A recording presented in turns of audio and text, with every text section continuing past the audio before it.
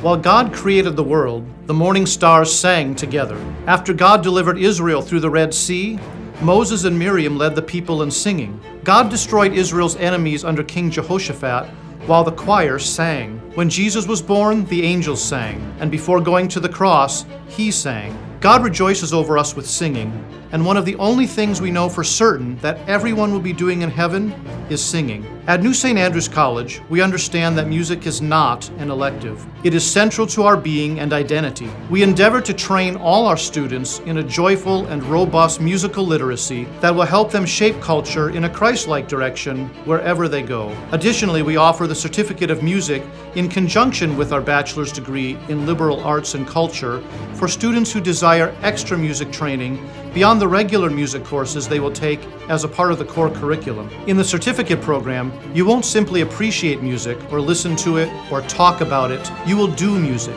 You will study it, analyze it, read it, write it, sing it, and play it. You will receive private instruction in your primary instrument, as well as secondary lessons in voice, piano, conducting, and other instruments. You will receive a solid foundation in music theory and analysis.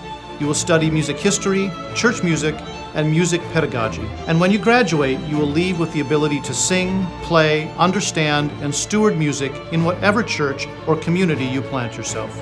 I'm Dr. David Erb, and this is the Certificate of Music at New St. Andrews College.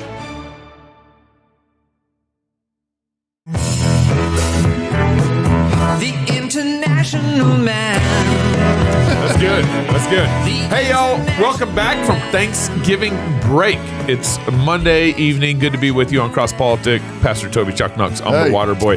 Every once in a while, we get a nice little gift in the mail. Yeah. And this particular gift actually came with a sweet little letter I have to read. Just real quick. This is from a youngin'. We love it. Thank you for doing what you do. I enjoy spending time with my dad, listening and watching CrossPolitic. I also really love going to your conferences. Last year, I met a friend, and we're now pen pals. Yes. I love that. Yes. And we're writing an adventure story together. Awesome. Maybe if they finish that adventure story, we have them both come on the show. Yeah, and Canon Press is going to publish it. Happy Thanksgiving, Merry Christmas, and then they also sent us this some pictures, fantastic, some art. Look at the American flag. Yep. It's smaller than the cross. Right. That's right. You got the spirit of it. Getting into this is more impressionist art. This is kind of more where I'd be at. Here you go, Peter, just for you, just so you can see that. And then we got some more impressionist, art and everything. Yeah. And so just was sweet. But what they did was they supplied us with some beer for our next beer and songs. Praise God. Look at these. There we go. These kids can buy beer at this age, huh? What state are they from? Wow.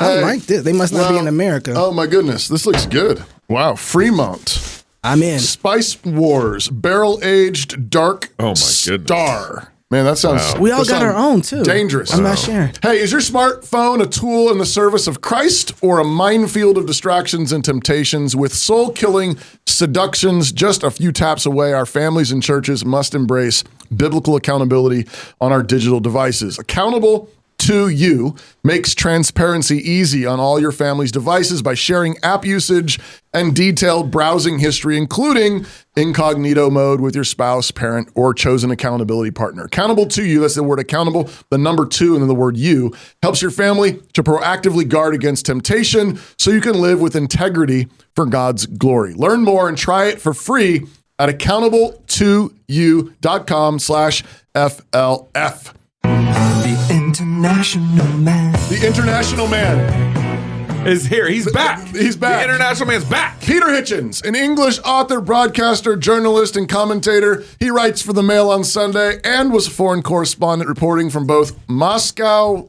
Russia, and Washington, D.C. Hitchens has contributed to The Spectator, The American Conservative, The Guardian, First Things, Prospect, The New Statesman, and from time to time, you can find him on CrossPolitic. He has published numerous books, including The Abolition of Britain, The Rage Against God, The War We Never Fought, and The Phony Victory. His new book, out just, recently, A Revolution Betrayed, How Egalitarianism Wrecked the British Education System. Peter, thank you for coming back on CrossPolitic. Well, it's a real delight.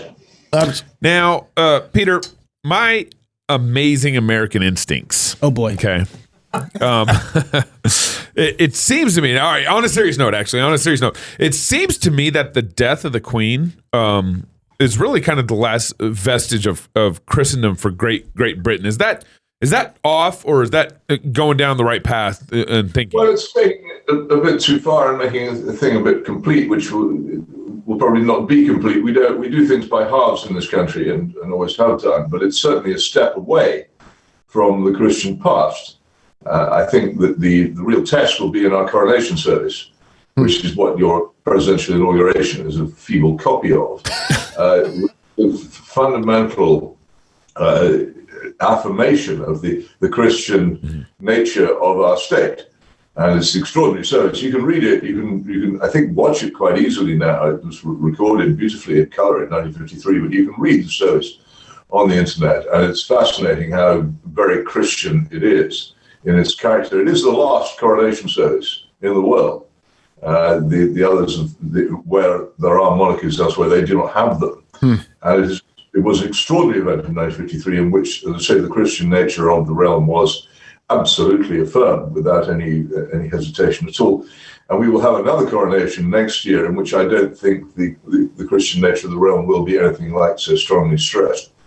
So it's a definite step away. Quite a lot of us, I don't know how many of you watched or how much you managed to watch of the funeral of the Queen, but there was a moment in the second part of the funeral at Windsor where the symbols of kingship, the orb and the sceptre, were removed from the Queen's coffin.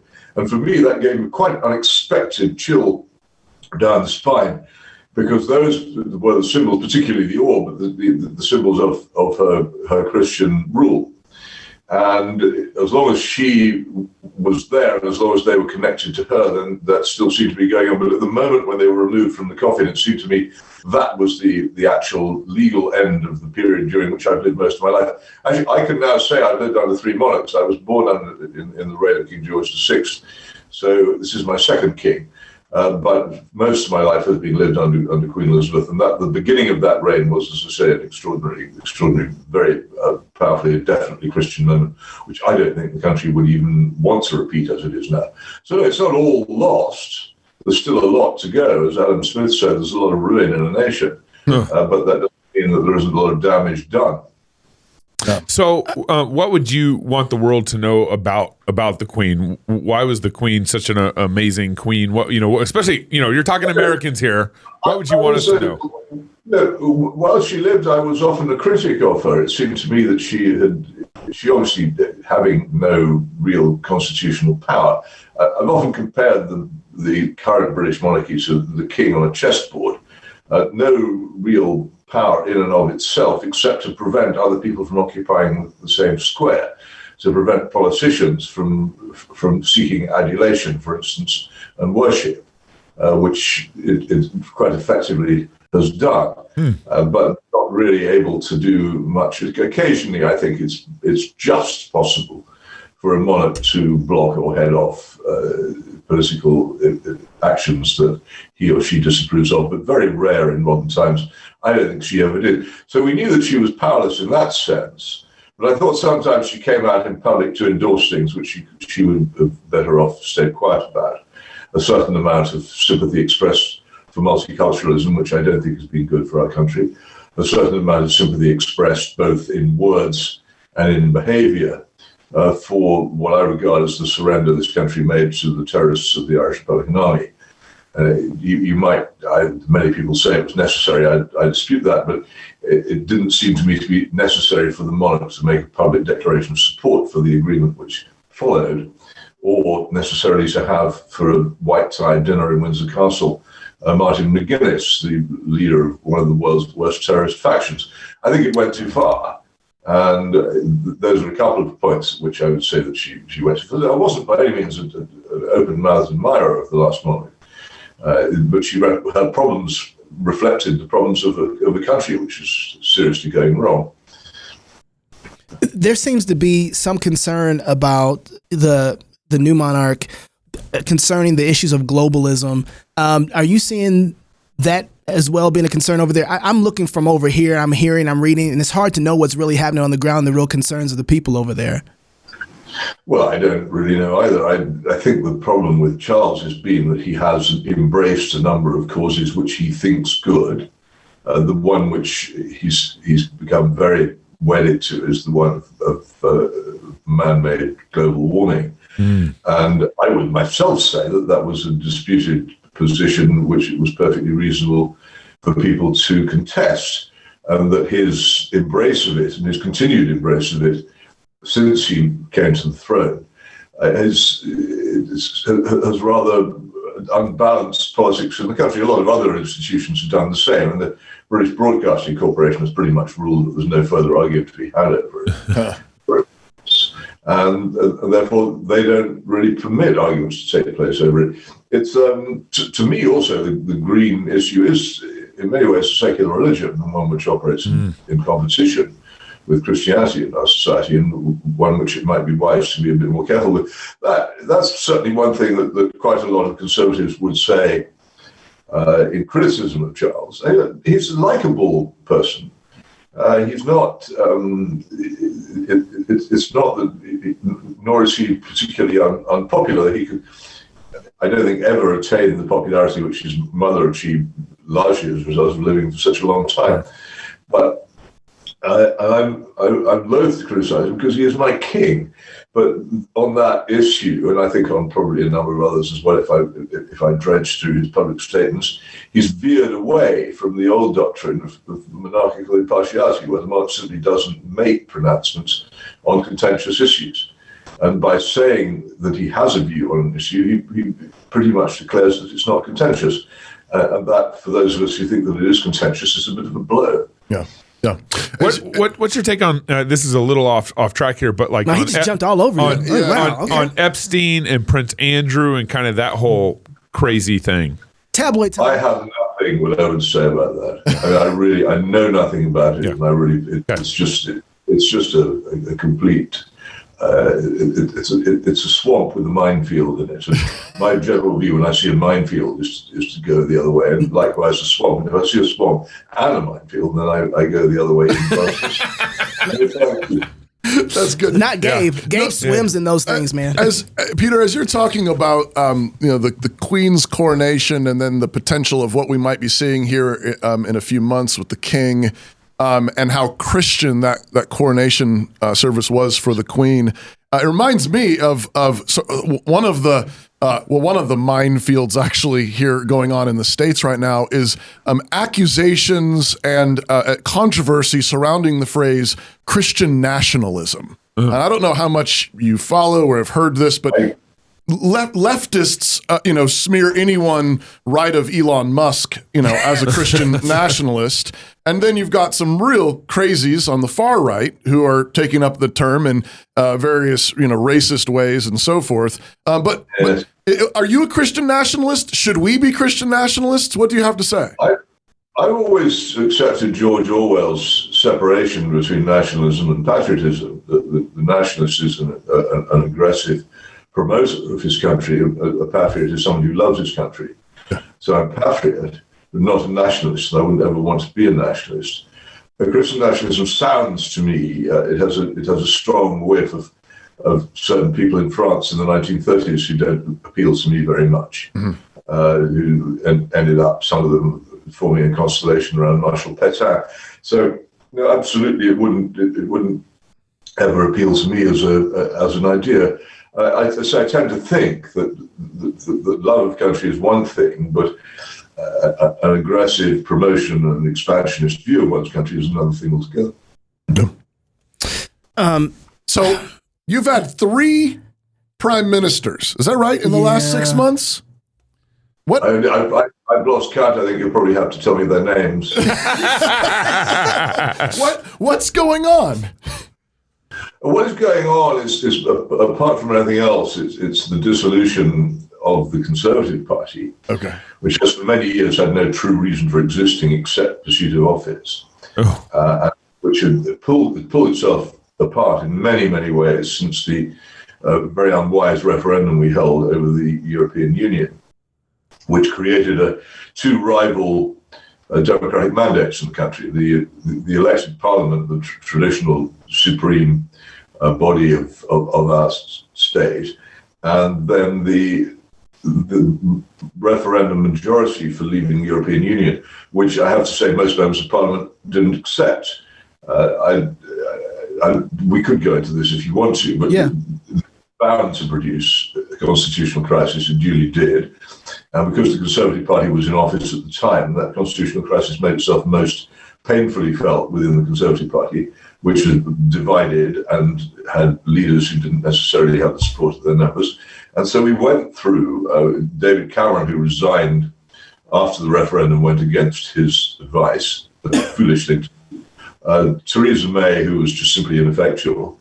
And then Alexander, the so-called Boris Johnson, who by a sort of circus act of constantly keeping all the balls spinning in the air at once and riding his tricycle along the tightrope while waving his arms about, managed to distract the country from the problems it faced. And then eventually he fell off for reasons largely unconnected with politics. And then he was replaced by this poor woman who simply, let's face it, wasn't up to it, and demonstrated she wasn't up to it with amazing speed, such amazing speed that even the political world had to admit she wasn't up to it, whereas often people are left alone for some time with their incompetence. And she's now been replaced by Rishi Sunak. Yeah. There's one good thing about Rishi Sunak, from my point of view, and it just is the case that I am rather proud that we have a Prime Minister now who is a British person, and he is very British, of Indian origin. I think it's an amazing achievement. Not many countries could have done it. But apart from that, I don't like his politics, and I don't know what he does, but I think that's one tiny good thing that's come out of all the rubbish. Like the hope at the bottom of Pandora's box. Yeah. The last time we had you on the show, you quipped that you thought Boris was smarter than Donald Trump. Do you still think that? Well, it's not a difficult claim to make, is it? Well, you just compared Boris to the circus. I mean, if Boris is the circus, what is Trump? Well, yeah, exactly. That was a setup. Something at the state fair, I think, but I don't. One of those booths you go into to look at the man with three heads, or the. Let's not go into it, but it's not. Johnson is cunning beyond doubt. He's extremely cunning, which is the underestimated talent of politics. If you don't have it, then you're probably doomed. Trump has it. Princess Diana, the late Princess Diana, had it. She ran rings around the royal family and did the political statesman. But I think of those three, only Johnson could really claim to be educated to a high level and to have the attributes of what educated people would regard as intelligence. The other two were just cunning. And it's an interesting lesson that you shouldn't necessarily overrate academic achievement and degrees and good educations in one of the policies. There are other things which make people very capable of rising to the top. But is it the thing you want to rise to the top of? Right. So, since Gabe brought up Trump, have you been paying attention to the fact that he's announced that he's running for re-election over here? And yes, I have. And again, I think although the idea seemed ludicrous to me, everything about him has always seemed ludicrous to me, and yet people vote for him in their millions and turn out to great rallies to cheer him and believe that he will bring good things to them. And I can't fight that just by saying, well, actually, none of the facts that we know suggest any of this is true. And it's a wholly irrational set of beliefs. But there is a way in which some people connect with a large part of the population, which we can't really fathom. It happens accidentally. Television has, of course, made it far, far worse. Right. Yeah. What's your take on our... I'm sorry. No, go ahead. Just in general, Biden is president doing his thing, trying to form sentences, when he gives complete sentences. We were kind of, a number of people were braced for, sort of a conservative resurgence, a red wave of sorts in our midterms. It didn't materialize. At all. What is your take just generally on what's going on here in the States? Well, it could be managed expectations, couldn't it? The liberal left could have been raising the possibility of a great resurgence among Republicans to make it likely to happen. Yeah. And other things could be going on as well. And Trump support might be simultaneously hardening and narrowing. So those who are enthusiastic about him are more enthusiastic than ever, but there are fewer of them. Yeah. And his ability to carry people on his coattails seems to me to be definitely in doubt. And the thing about Joe Biden, again, he wouldn't become president if there was nothing appealing about him. Right. But a lot of that appeal lies in his past. And it seems to me that he's retained the White House so far by really not being anything at all much. Yeah. And I think maybe that could continue. I once came up with a theory for the British monarchy that probably the best thing to do to avoid all these terrible problems we have with the individuals who become kings and queens and princes and princesses was not to have any of them at all, but to say that we had a monarchy, but just for the moment the post was vacant. Yeah. And all the medals and everything else would be dished out by some retired civil servant. And it simply didn't exist. And in some ways, that it might be a good idea if the American presidency took a break. Well, we'll take advice from you guys pretty soon. If the choice was between that and another Healy Long, what would you do? Peter, I want to ask you, watching this last midterm, one of the things that I saw here was that it seemed that conservative ideas, conservative thinking wasn't something that was wanting to be accepted in the general public anymore. And I wonder, from where you're sitting at, you're Mr. International, you watch everything that's happening around the world. Do you think that conservative thinking and ideas are something that the general people don't want to embrace anymore? Or have we lost any foundation in communicating these ideas to society? I have a great difficulty here because an English conservative is a very different thing from an American conservative. Right. My conservatism has roots in, amongst other things, monarchy and Anglican Christianity. American conservatism has very different roots, and it's much less English as well than English for the obvious reason that a lot of people who embrace it are not of English descent or background. So I don't really feel qualified to say. I think certainly that the Trump presidency and indeed the whole Tea Party episode and the unfortunate George W. Bush period has done great damage to that part of conservatism which had quite a lot to do with evangelical Christianity. Yep. Iraq, I think, dealt a terrible blow to it, and there's a gradual receding as a result. And what you see is Trump was a false dawn for a lot of people. He was not really conservative. I don't think there's anything conservative about him. Actually, he's a populist of a very ultimately unpolitical type. But a lot of conservatives placed faith in him, as they placed faith in Ronald Reagan in your country and Margaret Thatcher in mine, when neither of them were conservatives either. So conservatism as a political belief is confined really to a pretty small number of people. Well, that's the way it feels to me, as I'm one of them, in either your country or mine. It sometimes meshes for a short while with other wider movements, but they tend to be mostly about things like high taxation and federal interference and the power of the state, or what people perceive as betrayals by the state, such as the destruction of home industry by easy imports and the abandonment of the protection of American industry, and also the abandonment of what I believe is called the Treaty of Detroit, the old deal under which the American industrialized working classes got a reasonable standard of living, provided they didn't go on strike too much, which pretty much folded up during the Reagan years and has never been replaced by any other social contract. So I don't know whether conservatism really has ever had much to do with it. Conservatives sometimes are ridden on sort of a wave, but it wasn't a conservative wave, and when it falls, then they won't have lost anything significant because it wouldn't have ever carried them to conservatism. Interesting. So things have kind of gone on pretty much normal. Yeah.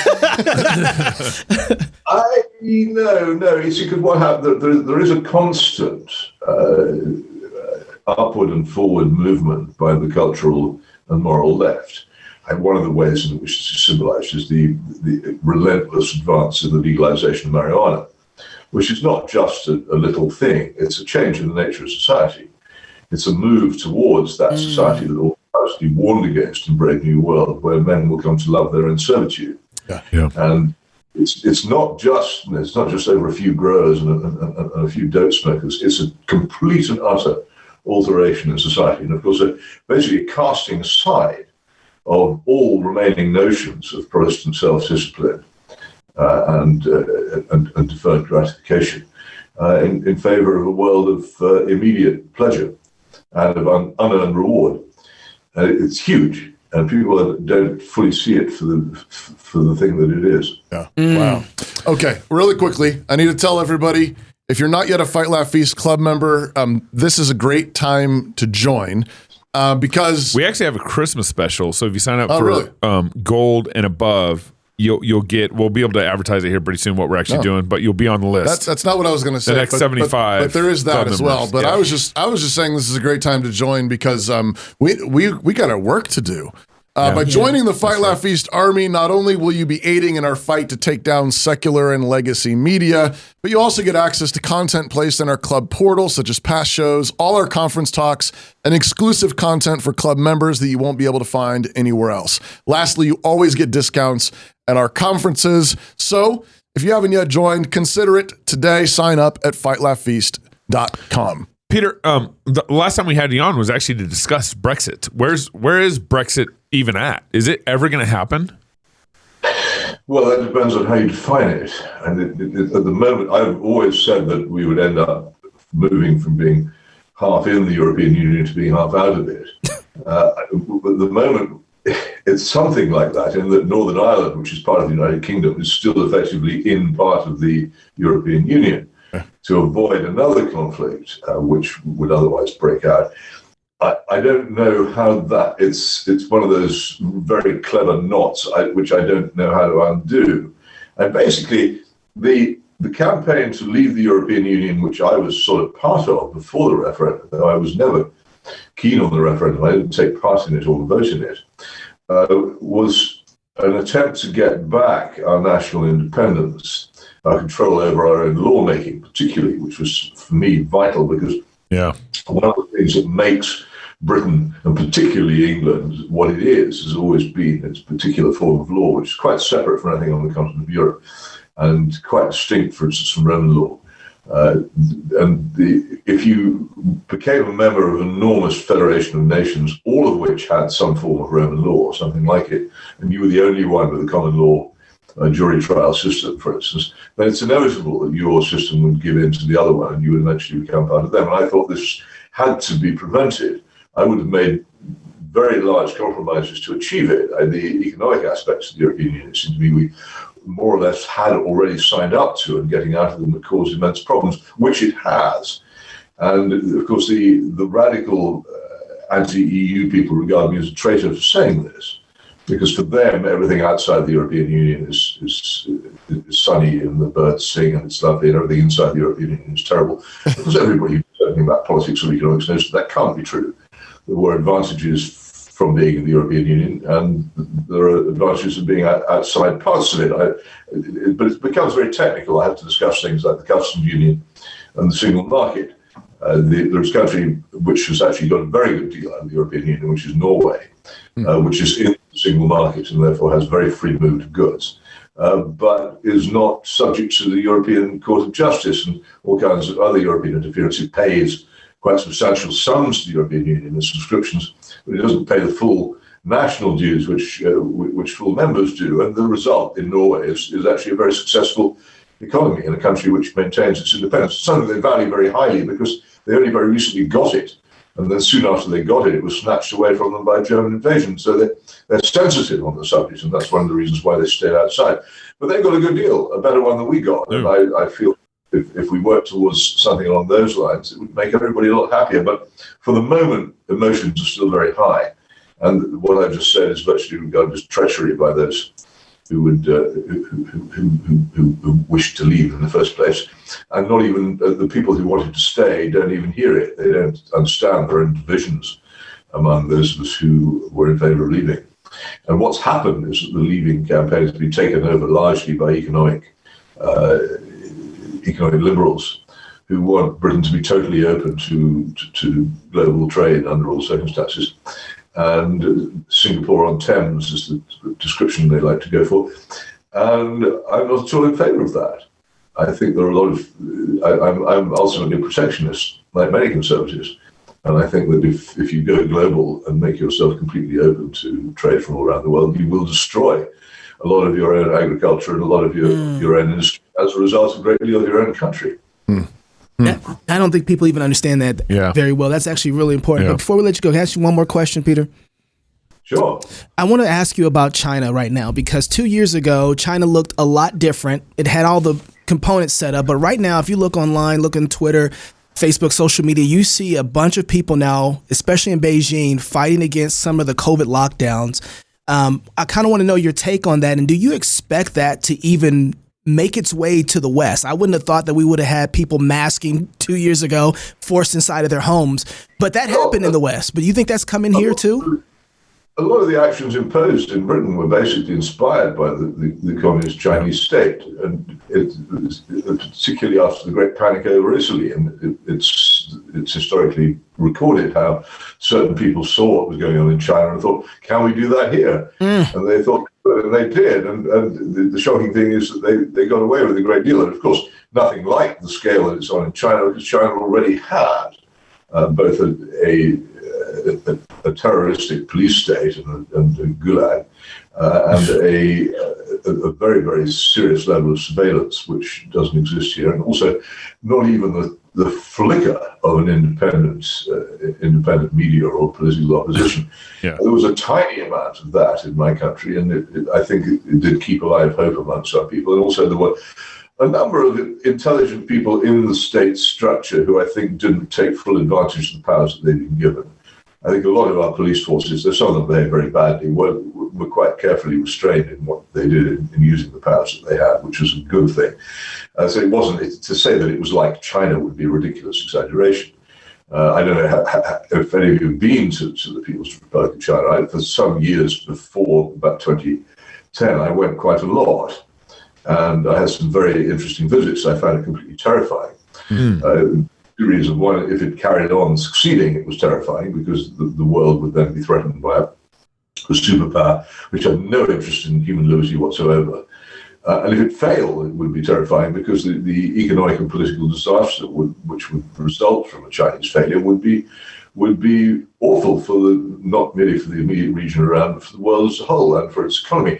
So there's nothing good about it, and the vastness and huge power of it was almost diabolical in its strength. And I just would stop walking down the streets of the new Shanghai and gasp at the scale of what I was seeing, but also the state. It is a terrifying police state. And those people who are bravely out on the streets now holding up their blank sheets of paper, the Chinese state is like a cat. It watches. And as soon as they're out of the cameras shot, those people are very likely to be arrested and carted off, and in some cases never to be seen again. Wow. And there is a huge night and fog in the Chinese system into which people can completely disappear. You can be arrested and nobody knows what's become of you. And I don't know what the response of Xi Jinping's state is going to be to this, but I would fear it. They're not going to sit and allow themselves to be overthrown. And you remember in the days of Deng Xiaoping, the response to attempts to obtain political freedom in Tiananmen Square was totally violent. I always think it's a fascinating contrast that the West's attitude to China, which, when faced with dissent, murdered the dissenters with tanks and guns in the streets of its capital. And China became as a welcome partner in the growth of the post-1989 world, despite this bloodstained record. Whereas whatever you might want to say about the Soviet Union, it gave up power, not totally, but more or less, without a struggle, when it could have massacred its own people, and has been treated with contempt ever since. You did wonder exactly what it is that motivates its policies, but there it is. It's a contrast I like to make, because if you remember, in 1989, the people of East Germany were doing pretty much what the people of China were doing at the same time. They were pouring onto the streets demanding their freedom. And there was a serious discussion on this, communist side of the world as to whether they should be murdered, and they decided not to murder them. And their reward, as I say, was first of all that their regime fell, and secondly that we've treated them like dirt ever since. Whereas the Chinese murdered their people in their own capital, and they're welcome guests in our capitals. Wow. So I've worked that one out if you can. I can't. Wow. Do you see what happened in 2020, 2021 with COVID in England? Do you see it happening again, or has a lesson been learned? Possibly not in that form. I think it would be hard to persuade people again to go through that because it was so unpopular and unpleasant. Also because quite a lot of our politicians would demonstrate, this is part of the reasons for Johnson's fall, were demonstrated not to have observed the rules they were trying to impose on others. And I think that's always a way to infuriate a population. But I think that the current